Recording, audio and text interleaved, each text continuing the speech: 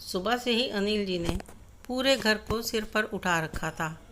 अभी घर की पूरी सफाई नहीं हुई, फूलदान में ताज़े फूल नहीं सजाए गए, मेहमानों के नाश्ते खाने की पूरी व्यवस्था नहीं हुई। कब होगा सब, कहते हुए वे झुंझलाए फिर रहे थे। अनिल जी की बेटी श्रेया को इतने बड़े ख़ानदान के लोग देखने आ रहे थे। लड़का सॉफ्टवेयर इंजीनियर था, बहन कॉलेज में लेक्चरर और पिता शहर के जाने माने बिजनेसमैन। अनिल जी सोच रहे थे कि यहाँ रिश्ता हो ही जाना चाहिए। अनिल जी आर्थिक रूप से संपन्न थे, सरकारी विभाग में ऊंचे पद पर कार्यरत थे। शहर में निजी फ्लैट और 2 दुकानें भी थी। पत्नी अध्यापिका थी। बेटा श्रेयांश इंटरमीडिएट के बाद मेडिकल की तैयारी कर रहा था और श्रेया का बैंक में चयन हो गया था। फिर भी लड़के के पिता विष्णुकांत के सामने उनकी हैसियत कम थी। विष्णुकांत के पास 2 फैक्ट्रियां, एक प्रेस और एक फार्म हाउस था, जिससे उन्हें लाखों की आमदनी थी। इसी कारण से उनके स्वागत सत्कार को लेकर अनिल जी काफ़ी गंभीर थे। दोपहर 1 बजे कार का हॉर्न सुनाई दिया तो अनिल जी तुरंत पत्नी के साथ अगवानी के लिए बाहर भागे। थोड़ी ही देर में ड्राइंग रूम में विष्णुकांत अपनी पत्नी और बेटी के साथ पधारे, परंतु श्रेया जिसे देखना चाहती थी वह कहीं नज़र नहीं आ रहा था। तभी ज़ोर ज़ोर से हंसता, कान पर स्मार्टफोन लगाए एक स्टाइलिश युवक अंदर आया। लंबे बाल, बाहों पर टैटू, स्लीवलेस टी शर्ट और महंगी जीन्स पहने वह युवक अंदर आते ही अनिल जी व उनकी पत्नी को हेलो कह के सोफे पर बैठ गया। श्रेया, माँ ने आवाज़ दी तो श्रेया नाश्ते की ट्रे ड्राइंग रूम में पहुंची। बैठो बेटी कहकर विष्णुकांत की पत्नी ने उसे अपने पास ही बैठा लिया। उन्होंने परिचय कराया। प्रतीक, इससे मिलो, यह है श्रेया। ओह, तो प्रतीक है इसका नाम। सोचते हुए श्रेया ने उस पर एक उड़ती नज़र डालकर बस हाय कह दिया। खुशनुमा माहौल में चाय, नाश्ते और लंच का दौर चला। सबकी बातचीत होती रही, लेकिन प्रतीक तो जैसे वहाँ होकर भी नहीं था। वह लगातार अपने स्मार्टफोन पर ही व्यस्त था। अच्छा अनिल जी, अब हम चलते हैं। मुलाकात काफ़ी अच्छी रही। अब प्रतीक और श्रेया एक दूसरे से 2-4 बार मिलें और एक दूसरे को समझें, तभी बात आगे बढ़ाई जाए, कहकर विष्णुकांत जी सपरिवार रवाना हो गए। ये चुना है आपने मेरे लिए, कितना बिगड़ा हुआ लग रहा है। अनिल जी श्रेया को समझाते हुए बोले, ऐसा नहीं है बेटी, किसी की सूरत से उसकी सीरत का अंदाज़ा नहीं लगाया जा सकता। उससे 2-4 बार मिलोगी तो उसे समझने लगोगी। इसके 3 दिन बाद श्रेया सुबह बैंक जा रही थी। देर होने के कारण वह स्कूटी काफ़ी तेज़ गति से चला रही थी कि तभी सड़क पर अचानक सामने आ गए। एक कुत्ते को बचाने के चक्कर में उसकी स्कूटी सड़क पार कर रहे एक बुजुर्ग से जा टकराई।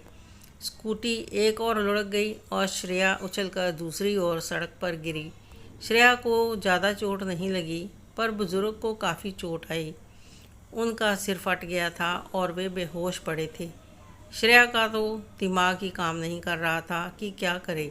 तभी प्रतीक वहाँ से गाड़ी से गुजर रहा था। उसने वह दृश्य देखा तो फौरन अपनी गाड़ी से उतरकर श्रेया के पास आकर बोला, आर यू ओके? फिर वह उन बुजुर्ग की ओर लपका। अरे ये तो बहुत बुरी तरह से घायल हैं। सुनसान सड़क पर मदद के लिए कोई नहीं था। अपनी चोटों की परवाह ना करते हुए श्रेया उठी और घायल बुजुर्ग को गाड़ी में डालने में प्रतीक की मदद करने लगी। आइए आप भी बैठिए, आपको भी इलाज की ज़रूरत है। मैं अपने मैकेनिक को फ़ोन कर देता हूँ, वह आपकी स्कूटी ले आएगा। श्रेया को भी गाड़ी में बैठाकर प्रतीक बड़ी तेज़ी से नज़दीक के जीवन ज्योति हॉस्पिटल पहुंचा। डॉक्टर अंकल, एक एक्सीडेंट का केस है, घायल काफ़ी सीरियस है, प्लीज़ आप देख लीजिए। डोंट वरी प्रतीक बेटा, मैं देखता हूँ। डॉक्टर साहब ने तुरंत घायल का उपचार शुरू कर दिया। एक जूनियर डॉक्टर श्रेया के जख्मों की मरहम पट्टी करने लगी। प्रतीक जाकर कैंटीन से 2 कप चाय ले आया। चाय पीकर श्रेया ने राहत महसूस की।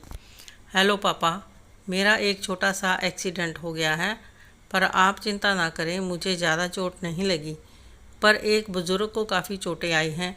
आप जल्दी से आ जाइए, हम यहाँ जीवन ज्योति हॉस्पिटल में हैं। श्रेया ने पापा को फ़ोन पर बताया। अब वह अपने को कुछ ठीक महसूस कर रही थी। थैंक यू वेरी मच, आपने ऐन वक्त पर आकर जो मदद की है उसके लिए तो धन्यवाद भी काफ़ी छोटा महसूस होता है। मैं आपका यह एहसान ज़िंदगी भर नहीं भूलूंगी। अरे नहीं, यह तो मेरा फ़र्ज था। मैंने डॉक्टर अंकल को कह दिया है कि वे पुलिस को इन्फॉर्म ना करें। हॉस्पिटल में सब मुझे जानते हैं। मेरे पिता इस हॉस्पिटल के ट्रस्टी हैं। तभी अनिल जी भी अपनी पत्नी सहित वहां पहुंच गए। श्रेया ने उन्हें घटना की पूरी जानकारी दी तो वे बोले, प्रतीक बेटा, यदि आप वहां ना होते तो बहुत मुसीबत हो जाती। Thank you very much. Anil ji doctor से बोले, इन बुज़ुर्ग के इलाज का पूरा खर्च मैं दूंगा। प्लीज़ इनसे रिक्वेस्ट कीजिए कि पुलिस से शिकायत ना करें। डोंट वरी अनिल जी, विष्णुकांत जी इस हॉस्पिटल के ट्रस्टी हैं, आपको कोई पैसा नहीं देना पड़ेगा। डॉक्टर साहब मुस्कुराते हुए बोले। अगली शाम श्रेया कुछ फल फूल लेकर बुजुर्ग से मिलने हॉस्पिटल पहुंची। उसने उनसे माफ़ी मांगी। उसकी आंखें भर आई थी। नहीं बेटी, तुम्हारी गलती नहीं थी। मैंने देखा था, तुम कुत्ते को बचाने के चक्कर में स्कूटी पर से नियंत्रण खो बैठी थी, तभी यह एक्सीडेंट हुआ। और फिर तुम्हें भी तो चोट लगी थी। अरे अरे श्रेया जी, रोइए मत, सब ठीक है। तभी अंदर आता हुआ प्रतीक बोला, आइए कैंटीन में कॉफ़ी पीते हैं, यू विल फील बेटर।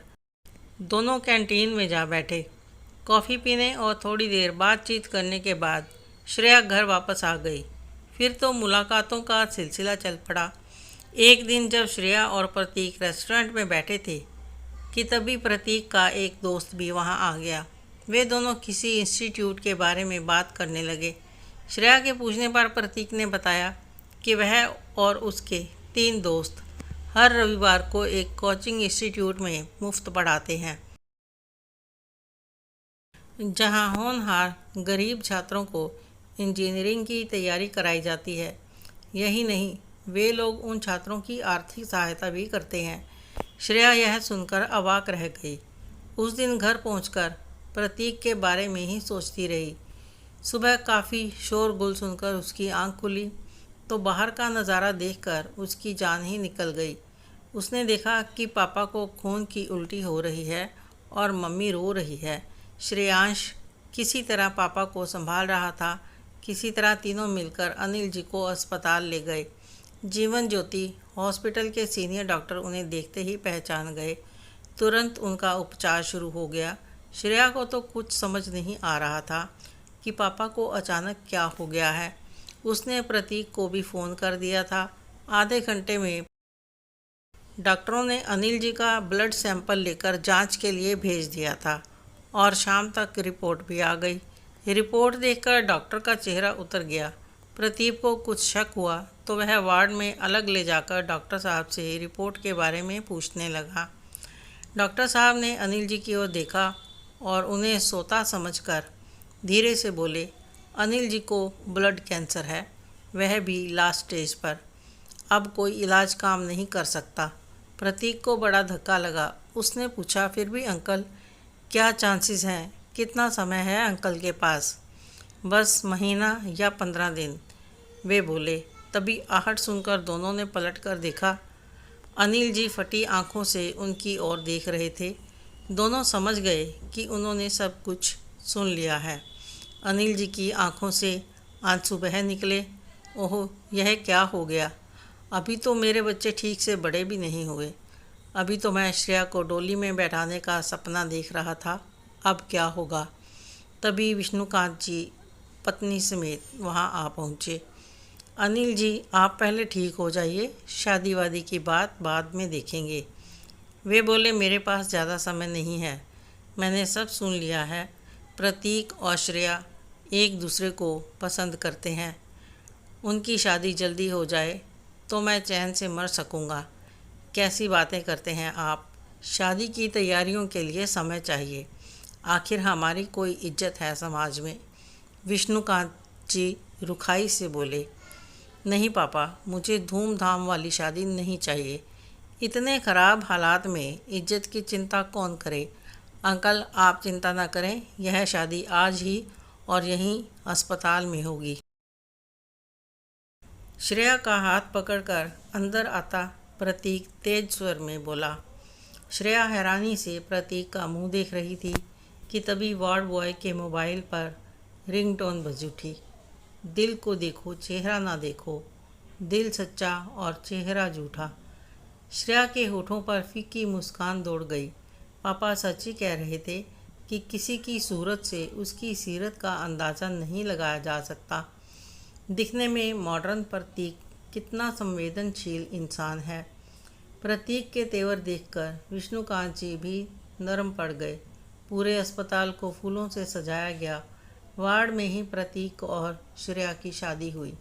अस्पताल का हर कर्मचारी और मरीज इस अनोखी शादी में शामिल होकर खुद को गौरवान्वित। यह कहानी आपको कैसी लगी कमेंट करके ज़रूर बताएं। अच्छी लगी हो तो लाइक करें, शेयर करें, सब्सक्राइब ज़रूर करें। धन्यवाद।